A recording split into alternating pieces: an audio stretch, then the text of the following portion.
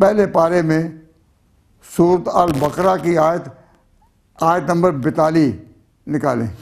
42 سورۃ البقرہ آیت نمبر 42. وَآمِنُوا بِمَا أَنزَلْتُ مُصَدِّقًا لِمَا مَعَكُمْ وَلَا تَكُونُوا أَوَّلَ كَافِرٍ بِهِ وَلَا تَشْتَرُوا بِآيَاتِي ثَمَنًا قَلِيلًا وَإِيَّايَ فَاتَّقُونِ. آگے آیت نمبر 43. وَلَا تَلْبِسُوا الْحَقَّ بِالْبَاطِلِ، حق کو باطل کا لباس نہ پہناؤ. وَلَا تَلْبِسُوا الْحَقَّ بِالْبَاطِلِ، اور مت ملاؤ صحیح میں غلط.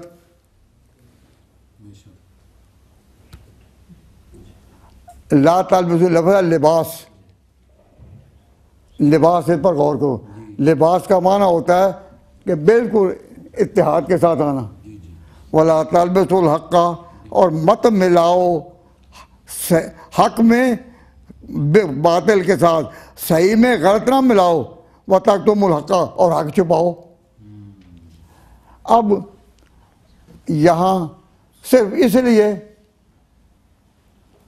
اس لیے کہ یہاں ہماری نوجوان نسلیں جو ہیں کہیں کفر کا شکار نہ ہو جائیں، مغربی تہذیب میں نہ ڈوب جائیں، اس اندیشے کے ماتحت کیا ان کو پہلے سے یہ بتایا جائے گا کہ ہم ایک ہیں؟ نہ، ایک نہیں، مشترکہ کاموں میں اشتراک بے شک کرو، کوئی منع نہیں کرتا، لیکن یہ نہ کہو کہ اتحاد ہے، ہم ایک ہیں.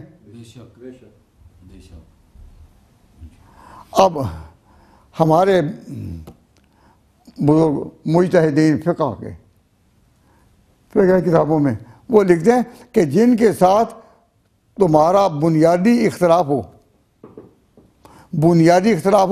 تو کوئی ایسا پیرایا اظہار کا بھی اختیار نہ کرو کہ جس سے تم اس قوم کے سمجھے جاؤ، وہ نہ کرو. اور حضور نے بھی فرمایا تھا من تشبہ بقوم فہو منہم، جو کسی قوم کی مشابہت اختیار کرے وہ انہی میں اٹھایا جائے گا. نہیں، کسی قوم کا جو اپنا شعار ہے، جو اس کا اپنا قومی نشان ہے. مثلا ہندو اپنے ماتھے میں بعض اوقات ایک تلک لگاتے ہیں یوں رنگ کے ساتھ، رنگ ہوتا ہے زعفران کا یوں، تو بتانے کے لیے کہ ہم ہندو دھرم میں ہیں تلک لگاتے ہیں. تو اب کوئی مسلمان اگر اس طرح کرے تو لکیر لگانے میں کیا فرق پڑتا ہے؟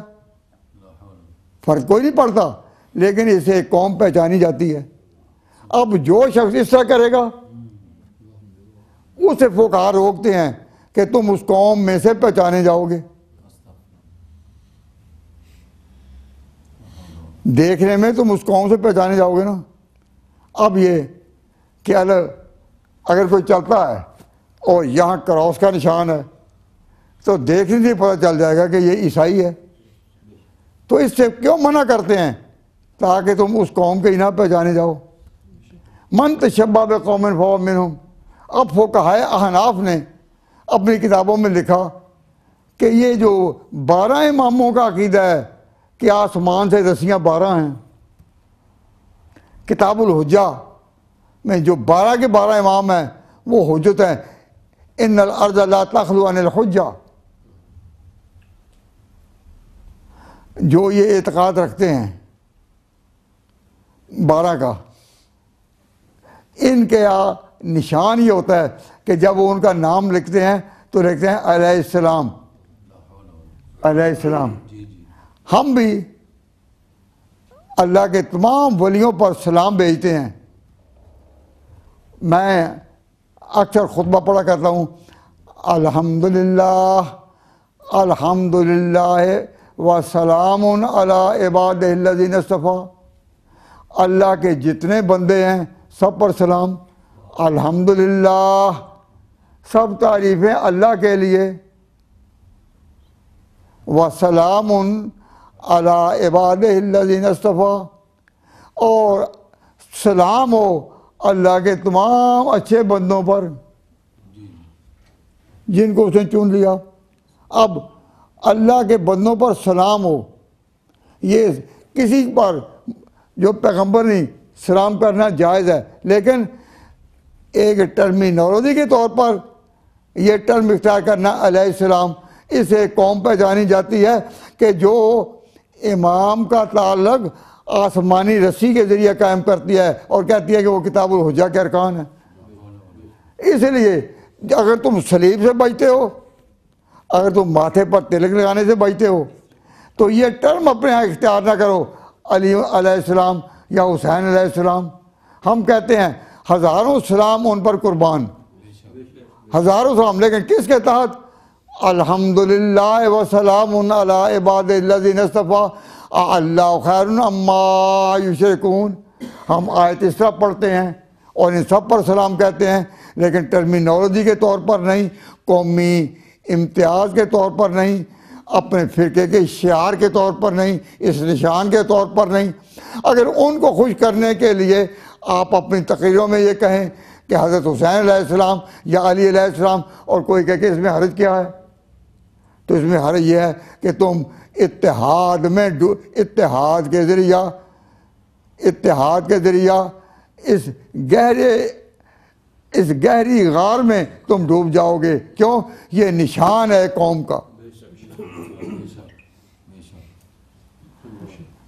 11ویں صدی کے مجدد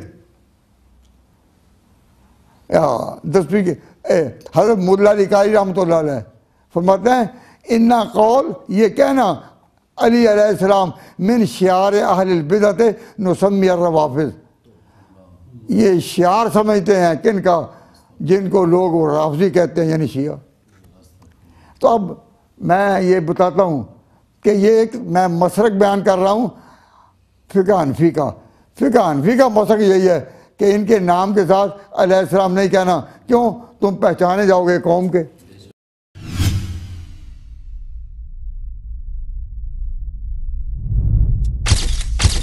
Message TV. This is your channel. This is your channel.